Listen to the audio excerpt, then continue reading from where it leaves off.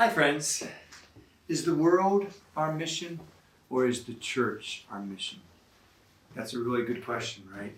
Is the world our mission as Christians or is the church our mission as Christians?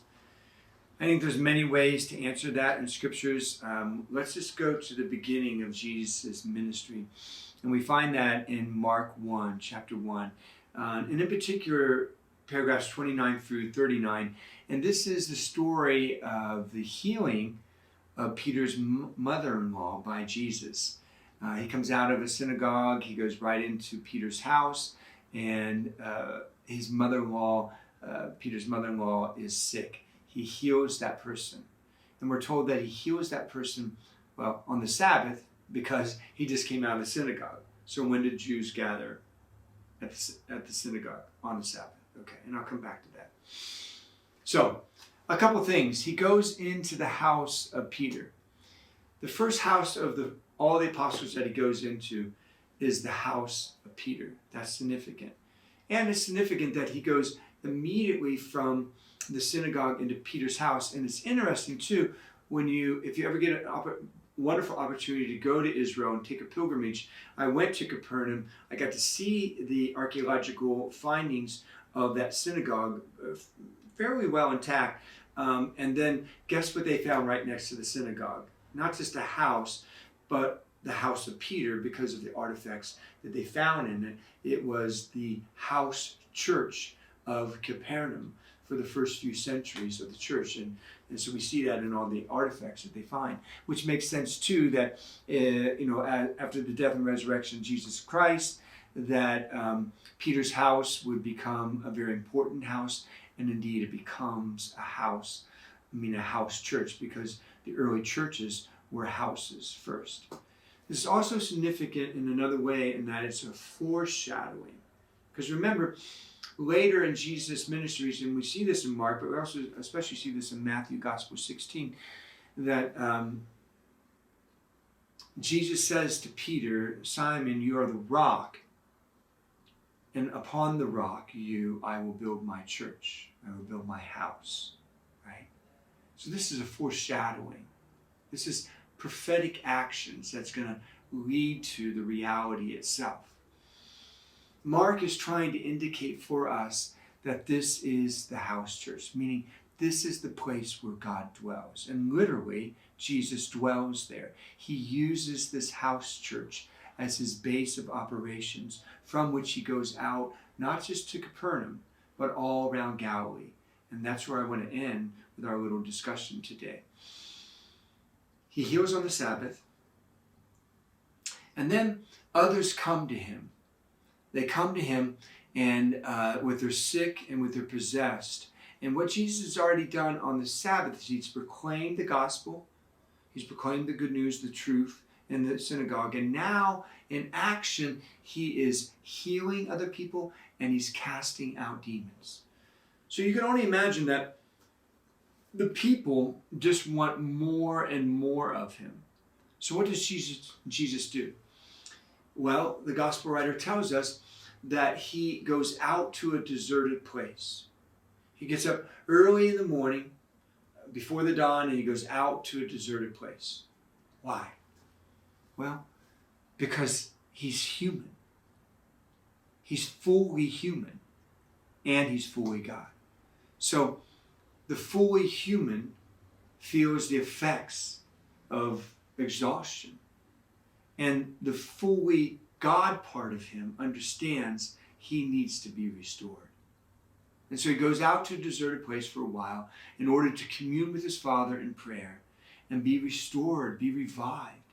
And we see this over and over in the gospel, Jesus doing that. And when we see it over and over again, we should really pay attention to that, because Jesus is trying to say to us, this is how we're going to be restored.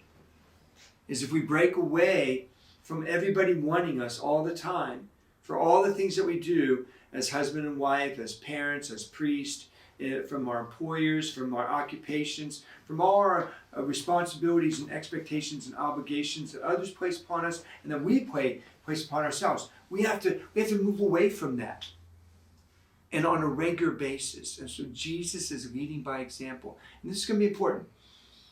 Because after he does this, Peter comes to him and he says, all the people are looking for you, Jesus. So what Peter wants Jesus to do is to come back to Capernaum. Okay? That's what he's referring to, is the people who were in Capernaum are the ones who want Jesus to come back. And so come back, live with me here in the house. Remember, the church, Peter's house, first house, the rock, God's house, dwelling place, churches, Eucharist, Christ dwells within every Catholic church, all of that. It's all connected, right? All right. What does Jesus answer? No. No. My mission is to go to other places, you know. And so that let's go to some of the other surrounding towns and villages. And so Mark says that that's what he does. And he goes, and what does he do? He proclaims the gospel, he heals, and he casts out evil from people's lives. There's your answer. Our mission is not the church. It's not. Our mission is the world. But we have to have a base of operations.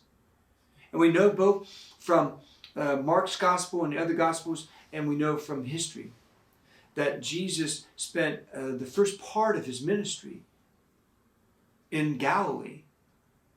Capernaum is just one town in Galilee, north part of Israel, around the Lake of Galilee, around the Sea of Galilee. And he used that as his base of operations. So he went back over and over again to the house of Peter, which is a representation of the house of God, right? In which God dwells, like in the Eucharist in the Catholic Church.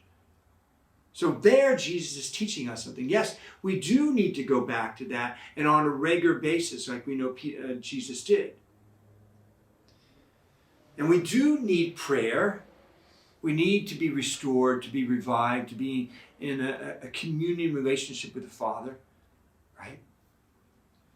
But only so, like Jesus, we can go to all the surrounding villages and town, meaning all the other people from the base of operations, we are sent out. You see, the church is supposed to be the base of operations. It's supposed to be the place where we know God's dwelling. And in fact, there is no other place on earth, we know, that has more of the dwelling of God than Christ in the Eucharist, his body, blood, soul, and divinity. And so we need to steal away time from our days and our weeks, like honoring the Sabbath, to commune with God through Jesus, like Jesus did, in order to be restored, and to commune with other people, to have community, or remember who we are and see that in others, what they're doing, I'm called to do, and so on. What I'm doing, they're called to do. Be an example for one another. Lift one another up, encourage one another, lick our wounds, have them healed, fill our minds and our hearts and our souls with the truth, the proclamation, find healing, allow evil to be cast out of us. That all happens in the house of God. Okay? So that we can be sent out into the lives of others and do exactly what Jesus does. Heals them, casts out evil from them, and brings them to the truth. Right? Yeah, I mean, God gives us the power, literally, if we really wanted it and lived it, asked for it, practiced it, and generously share with others. We know there's all kinds of gifts of healings that God gives us. But let's just talk about healing people's minds, healing people's hearts and relationships, healing their view of the world and their view of themselves, and bringing in that place the truth, the gospel truth of who they are and why they're in this world, and casting out the evil which has distorted them in all these ways. That's our mission. But we can't do the mission without the base of operations. Here's the problem. And I'll end with this.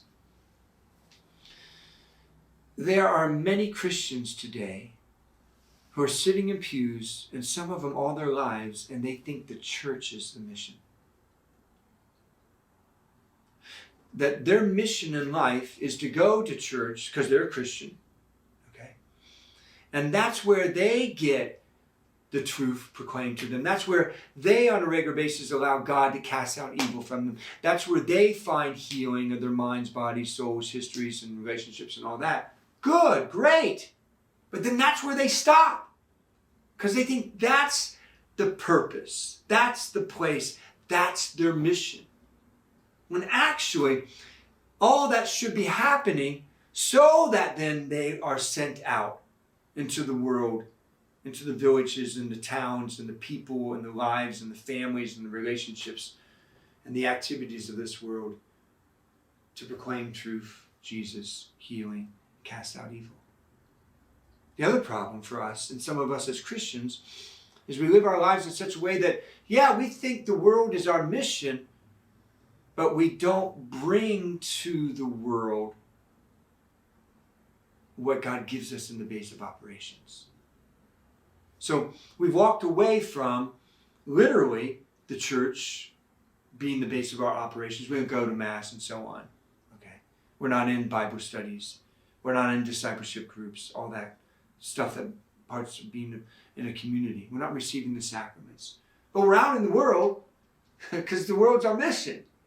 That's where we're going to find our happiness, our identity, our purpose. That's where we're going to, have other people give us, puff up our ego, give us our accolades, give us our self-worth, give us our entertainment, give us our distractions, give us our attachments and our addictions, right? How's that going for us? And how's this other part going for us too? When we think the church is the mission. And we have to bring both parts together. Just like Jesus shows us, if we're paying attention to Mark's gospel, there's so much going on here that when we just read over those few verses, if we don't really read into them deeply, as they're meant to be read, we'll never live them deeply, as they're meant to be lived. Until next time, friends.